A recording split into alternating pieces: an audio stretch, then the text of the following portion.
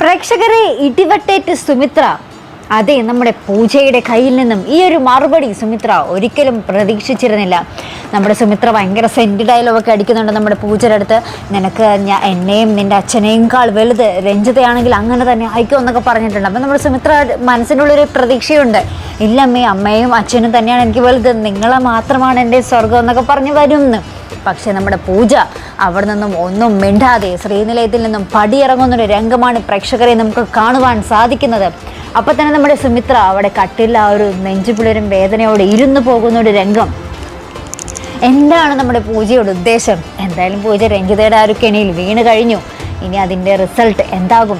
നമ്മുടെ സുമിത്രയിൽ ഉണ്ടായിരുന്ന ആകെ തെളിവാണെങ്കിൽ അതും ബുദ്ധിമോശം കൊണ്ട് അതും നശിഞ്ഞു പോയി സുമിത്രയുടെ കയ്യിൽ നിന്നും. അപ്പുറത്ത് നമ്മുടെ പ്രതീഷ് സ്വരമോളിങ്ങനെ എടുത്തുകൊണ്ട് ഇങ്ങനെ ലാളിക്കുകയാട്ടോ. അപ്പോൾ സ്വരമോൾക്കാണെങ്കിൽ ഇപ്പോൾ നമ്മുടെ പ്രതീഷിൻ്റെ ജീവനാണ്. അപ്പം ഇങ്ങനെ ഉമ്മ ചോദിക്കുമ്പോൾ സ്വരമോൾ ഇങ്ങനെ കുറേ ഉമ്മ കൊടുക്കുന്നൊരു രംഗാട്ടോ. അപ്പോൾ ഇതൊക്കെ കാണുമ്പോൾ നമ്മുടെ സുമിത്രയ്ക്ക് ഭയങ്കര സന്തോഷമാട്ടോ. പക്ഷെ നമ്മുടെ അനന്യയ്ക്ക് ഇത് കാണുമ്പോൾ അങ്ങോട്ടും വലിഞ്ഞ് കയറുക, അവളുടെ ആ ഒരു സ്വാർത്ഥത അപ്പോൾ പുറത്തു വരിക. എന്നിട്ട് നമ്മുടെ അനിരുദ്ധിൻ്റെ അടുത്ത് പോയി പറയുന്നുണ്ട്, പ്രതീക്ഷൻ്റെ അടുത്ത് മര്യാദക്ക് പറഞ്ഞേക്ക് ഇങ്ങനെ ഒന്നും ചെയ്യരുതെന്നൊക്കെ. അപ്പോൾ നമ്മുടെ അനിരുദ്ധ് പറയുന്നുണ്ട്, നീ എന്ത് ദുഷ്ടയാടി, നീ സ്വന്തം അച്ഛനോട് മകളെ സ്നേഹിക്കരുതെന്ന് പറയാൻ മാത്രം സ്വാർത്ഥയാണോ നീ എന്നൊക്കെ പറഞ്ഞ് ഭയങ്കരമായിട്ട് കുറ്റപ്പെടുത്തുന്നുണ്ട്. പക്ഷേ അനന്യയ്ക്ക് അതൊന്നും സാരില്ലാത്ത പോലെയാണ്.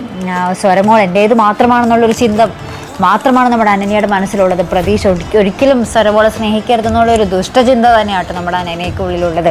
എന്തായാലും നമ്മുടെ സുമിത്ര പൂജ ബന്ധം ഇവിടെ പിരിയുന്നു പ്രേക്ഷകരെ. ഇനി അതൊക്കെ എന്തായി തീരുമെന്ന് നമുക്ക് കണ്ടു തന്നെ അറിയണം.